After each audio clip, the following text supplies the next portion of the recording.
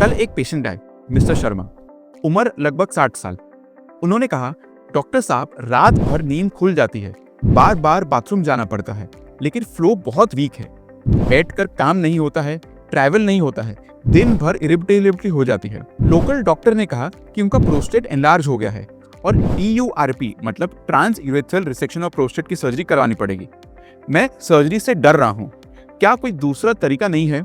ये जो सवाल है कि सिर्फ मिस्टर शर्मा ही नहीं, हजारों मेल्स इंडिया में पूछते हैं और ये सिचुएशन फेस करते हैं। हम आज एकदम क्लियर, सिंपल, आसान भाषा में समझाएंगे कि प्रोस्टेट क्यों बढ़ता है, TURP सर्जरी क्यों होती है और सबसे इंपॉर्टेंट, एक ऐसा इलाज जो बिना सर्जरी के होता है जिसे प्रोस्टेट आर्टरी एम्बोलाइजेशन कहते हैं। अगर या आपके घर में कोई या आपके कोई रिश्तेदार इस प्रॉब्लम से सफर कर रहे हैं तो प्लीज ये वीडियो को एंड तक जरूर देखिए।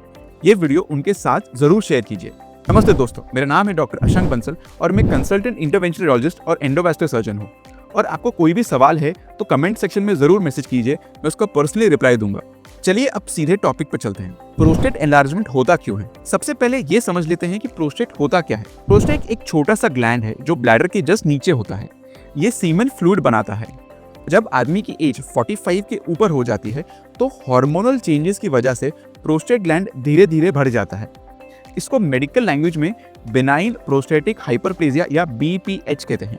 जब प्रोस्टेट बड़ा हो जाता है तो वो ब्लैडर के नीचे वाले ट्यूब के ऊपर प्रेशर देता है। इस प्रेशर की वजह से यूरिन का फ्लो कम हो जाता है, बाथरूम जाने की फ्रीक्वेंसी बढ़ जाती है, रात को नींद भी नहीं आती है, स्टार्टिंग में यूरिन आने में टाइम लगता है और कभी कभी पेन या बर्निंग सेंसेशंस भी होती हैं।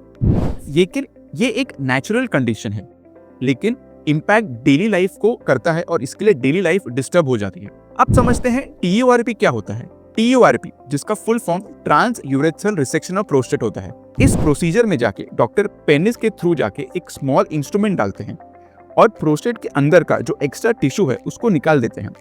मतलब कोई एक्सटर्नल कट नहीं होता है, ये एक पूरी मिनिमल इन्वेसिव सर्जिकल इंटरवेंशन है। इसमें जनरल या स्पाइनल एनेस्थीसिया देता है, हॉस्पिटल स्टे होता है, मतलब प्रोसीजर 3 से 4 दिन हॉस्पिटल स्टे लगता है और 2 से 5 दिन कैथेटर लगता है। TURP का इफेक्ट अच्छा होता है, यूरिन फ्लो इंप्रूव हो जाता है और सिम्टम्स काफी हद तक कंट्रोल हो जाते हैं। लेकिन कुछ साइड इफेक्ट्स होते हैं, जैसे कि इजैकुलेशन रिवर्स डायरेक्शन में हो जाता है, रेट्रोग्रेड इजैकुलेशन हो जाता है और कुछ केसेस में ब्लीडिंग भी हो जाती है, जिसमें रिकवरी में थोड़ा टाइम लगता है।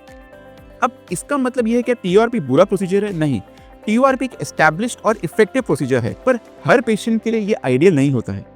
इसलिए एक मॉडर्न ऑल्टरनेटिव डेवलप हुआ है, पर एक मॉडर्न नॉन सर्जिकल ऑप्शन है जिसको हम बोलते हैं प्रोस्टेट आर्टरी एम्बोलाइजेशन। एक मिनिमल इन्वेसिव टेक्नोलॉजी है।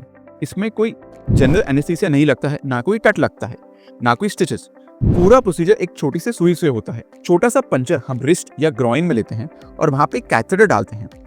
उस कैथेटर से एंजियोग्राफी करते हैं और जो प्रोस्टेटिक आर्टरी है उसको कैनुलेट करते हैं एक माइक्रो कैथेटर से, जो एक बहुत ही पतली ट्यूब रहती है। उसके थ्रू फिर एक पार्टिकल्स डालते हैं जिनको हम PVA पार्टिकल्स बोलते हैं।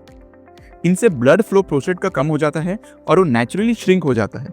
जैसे प्रोस्टेट श्रिंक हुआ, फ्लो इंप्रूव होता है, सिम्टम्स कम होते हैं। इसमें हॉस्पिटल स्टे नहीं होता है, डे केयर है, मतलब आप मॉर्निंग करके शाम को घर जा सकते हैं। कैथेटर की जरूरत नहीं है और बहुत शॉर्ट टाइम के लिए अगर लगा तो जरूरत लगती है।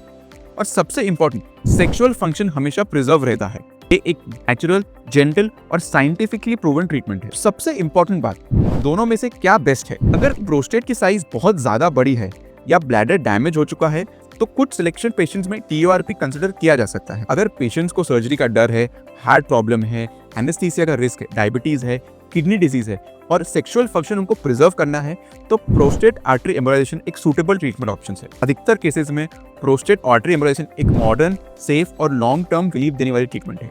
दोस्तों, इन वीडियो को उन लोगों तक जरूर पहुंचाइए जो रात भर बाथरूम जाने की प्रॉब्लम से परेशान हैं। और कोई भी सवाल है तो कमेंट सेक्शन में मेंशन कीजिए, मैं उसका पर्सनली रिप्लाई कर दूंगा। तो अब मिलते हैं अगले वीडियो के साथ, अगले टॉपिक के साथ। अपना ख्याल रखें। धन्यवाद।